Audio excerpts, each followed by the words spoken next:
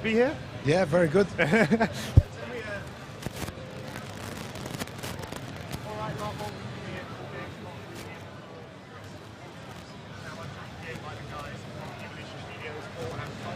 Right there. Thanks for coming along. So tell me a little bit about DriveClub. Just think about this game. It's been in development 9 years now? No, I mean, that's a lot. the idea has been around for 9 years. Basically, it's been in development since the very genesis of the PlayStation 4, and you know we're finally getting to a point where we can deliver the game because of the power of the hardware that we've got for us now. Cool. So, I mean, tell me a bit about sort of the DriveClub Plus thing, because this was announced at the PS4 conference, and it's going to be given away to PlayStation Plus owners, right? What's the difference here between something you'd buy at retail and the DriveClub Plus? When you buy the game at retail, you've got all the content on disc. You can buy it digitally as well, you can buy the full download, but as a PlayStation Plus subscriber, you get to experience DriveClub day one for free. So that means you get all the same game features, you can interact with all the social challenges, the online multiplayer, it's all there. The only thing we limit you on is the content of cars and tracks. Right. That's it. Otherwise, it's the full experience. Okay. So, I mean, when you say limited in terms of cars and tracks, what are we talking about here? I mean, can you be specific about those some limitations? Not at this point in time. I mean, you know, that'll be made clear over the next couple of months. Okay, great stuff. So one of the things I want to talk to you about is PS4 development, actually, and you know, you guys are making this for the PS4. What is it that you were able to do for DriveClub with PS4 that perhaps you weren't able to get out of the PS3, either from a technology standpoint or from the software? Well, everything's moved on since PlayStation 3, so ultimately the entire machine is set up around connectivity and socialization. On top of that as well, the Sony design pillars have actually asked us to try and fit with certain social features, and so we've actually gone out of our way to do that. On top of that as well, you know, there's some supreme graphical grunt behind this thing. You know, if you actually see DriveClub, you'll see real-time simulated clouds. Yeah. The time of day is accurately simulated, so you could play it, you know, 3:37 a.m. if you wanted to. Even the stars in the sky are accurate, so you can look out for your favourite constellation. Yeah, and then you've got other features around that PlayStation 4, like the share button, which is just a fantastic way to show that perfect moment that just happened in DriveClub. Yeah. That drift, that crash, that overtake. And there's also the Vita with the remote play. So if your PS4's in use downstairs, you know, go up to your bedroom, fire up your Vita, carry on playing DriveClub. And there's the streaming features as well. Well, of course. I mean, it was amusing because I remember the sort of the first announcement for DriveClub, and I've never seen anyone so excited about hand-stitched leather before. I mean, I mean, you guys must be sort of, are you as passionate as that about this sort of stuff? I mean, we're hardcore petrol heads, so I mean, you know, the attention to detail that's gone into these car models has never been seen before. Yeah. The lead vehicle artist, Neil, I go down and see him quite a bit because I'm a big car fan, and he was looking at a model a couple of weeks ago, rejecting it because the wrong size screw head was in the floor mat. That's how you know, fastidious he is. It's that insane. I mean, every car on average has 250,000 polys per car. Right. It's just absolutely bonkers, and we want to make sure it's the completely accurate representation of the real world car. Sure.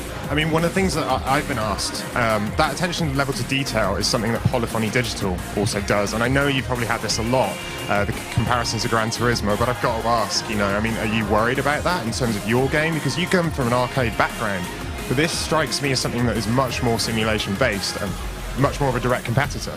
Now, ultimately, they're complementary to one another. If you imagine that Gran Turismo is like a 106-piece orchestra, DriveClub is more like, you know, it's like going to see your favourite band in concert. Yeah, that's a good analogy. it's one of the best I've heard. And of course, whilst the game might look like a simulation, it's not. We're grounded in realism. The game's authentic, but it's a very accessible sort of pick-up-and-play handling model. So whilst it's got the depth and the detail there, it is going to be a bit more kind of fun and thrilling to race with. So how are you accomplishing that then? I mean, because the balance between something that's arcade and simulation is really difficult. Is it going to be done with, say, driving aids or things like that? It's actually, yeah, it's a really tricky balance to get, and not everyone gets it right. What we do with our car modelling is that we start from the ground up with all the manufacturer's real-world data, and that gives us the base for the handling. And then we layer on a number of elements that basically make it a lot more accessible, make it a lot more fun. but we don't want to take away that control. So it's not necessarily driving aids, but we are helping the player out a little bit, but not too much to take away from the experience. Okay, that sounds really cool. I mean, I know you spoke about some of the sharing stuff before, but I mean, what are you expecting people to share on this stuff? Because I mean, like with racing games, is it lap times? What sort of thing are you looking out for? Well, we're going beyond just using the standard sharing things. Of course, there's a lot of hardware built around the PlayStation 4 to actually support immediate sharing of videos to YouTube, streaming your content live and the like. But on top of that, our challenge system allows you to share even the race that you've just done with everybody.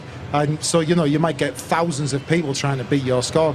On top of that, in order to make it so that it's not just about winning, we have 2 new features. One's called face-offs and the other one's called overdrives. And what they are is just do, little asynchronous challenges between things that other people who you may be connected to have already done on the track. And you've got to try and sort of beat them, but they're always matched to your skill set, so that really works very well. And then you're rewarded for anything else that you do on the track. So you do a great drift or a donut or something like that, we'll give you more fame, so that you're always earning to feed into your club. Yeah, and what's really great about that as well is that if you're not necessarily winning, if you're not first place, it doesn't really matter, because you're competing in these face-offs and these overdrives, and you're earning fame for yourself, for your club. And it's, it doesn't really matter if you're losing, because you're always winning if you're playing as part of a club nowadays. So one of the other things as well is that, I guess, with a launch lineup, you must know this. Racing games are traditionally one of the key launch titles. I mean, when you see a launch, I'm surprised we haven't seen Ridge Racer yet, for instance, right? I'm disappointed. It's tradition for a Ridge Racer game, right?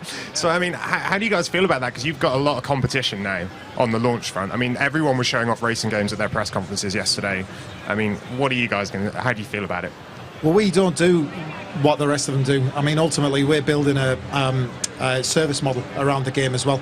So ultimately, when you buy the disc or you digitally download it, that's not the end of your experience.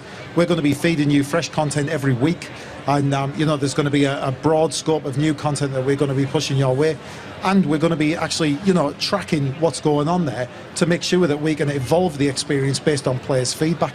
So all the time, the game is going to be evolving more and more to a point where it's just going to be a huge experience. Yeah, it's important that DriveClub isn't static. We want to make sure that, as Cole said, it evolves over time. So based upon players' actions and what they're doing on a day-to-day sort of basis, we'll make sure we focus on the areas that players are having most fun with.